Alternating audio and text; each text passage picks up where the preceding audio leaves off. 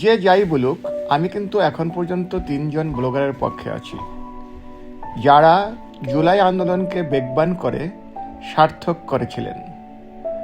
অনেক ব্লগার নিজেদের আসল চেহারা বের করেছে। এদের মধ্যে আছেন জাহেদ টেক, খালেদ মহিউদ্দিন প্রমুখ।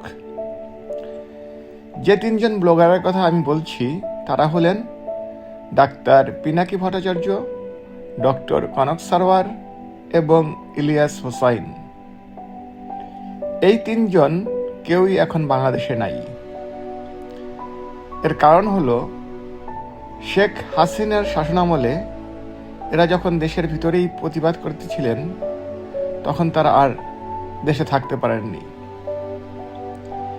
পিনাকি ভট্টাচার্য আছেন ফ্রান্সে, কনক সারওয়ার এবং ইলিয়াস হোসেন আছেন আমেরিকায়। 5ই আগস্টের গণঅভ্যুত্থান বা বিপ্লবের পর জনগণের একাংশ মনে করেছিল বিপ্লব সফল, আর সমস্যা নেই। এখন ডক্টর মোহাম্মদ ইউনূস দেশকে সঠিক পথে পরিচালনা করবেন। জনগণের আরেকটি অংশ, যারা লীগ বিরোধী রাজনীতির সাথে যুক্ত, তারা মনে করেছে পাইছি রে পাইছি, ক্ষমতায় যাওয়ার সুযোগ পাইছি। তবে ওনারা 3জন আমাদের সামনে বিপ্লবের পর থেকে একের পর এক পর্দা উন্মোচন করে চলেছেন, কিভাবে বিপ্লব বেহাত হওয়ার ষড়যন্ত্র চলছে। গত 17 বছর যারা ভাদর আর লীগের তেল খেয়ে নিজেদের জোকের মতো মোটাতাজা করে বিভিন্ন সরকারি বেসরকারি প্রতিষ্ঠানে বর্ণচোরা হয়ে ঘাপটি মেরে বসে আছে, তারা মূলত ভাদর আর লীগের হয়েই কাজ করছে। এই বিষয়টা আমরা অনেকেই বুঝতে পারিনি, কিন্তু ওনারা বারবার আমাদের দেখিয়ে দিচ্ছেন। এই তালিকায় যারা আছে তাদের মধ্যে স্বয়ং সেনাপ্রধান ওয়াকার, প্রেসিডেন্ট চুপ্পু অন্যতম। তারপর আছে ডক্টর আসিফ নজরুল এবং ফারুকি।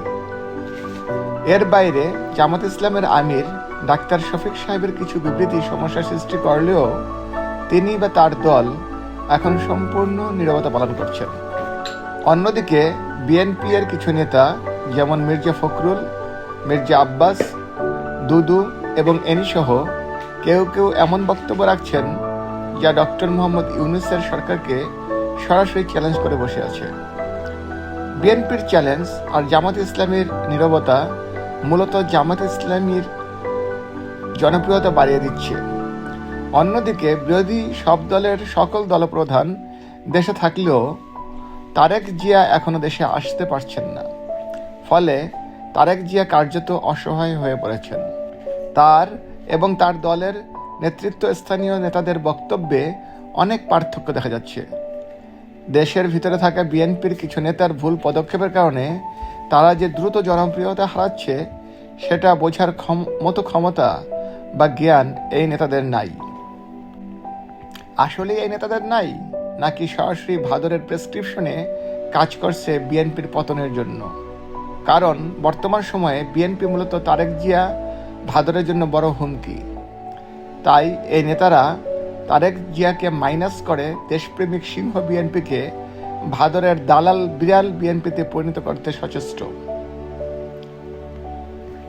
তবে দেশকে ভাদরের আগ্রাসন থেকে মুক্ত রাখতে হলে জনগণের জেগে থাকতে হবে এবং প্রয়োজনে বারবার রাজপথ দখল করে ভাদরের সকল ষড়যন্ত্র নস্যাৎ করে দিতে হবে, যেভাবে ধ্বংস করা হয়েছে ফেসিবাদের সূতিকাগার 32 নম্বর।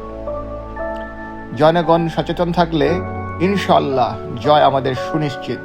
ইনকলাব জিন্দাবাদ, বাংলাদেশ জিন্দাবাদ।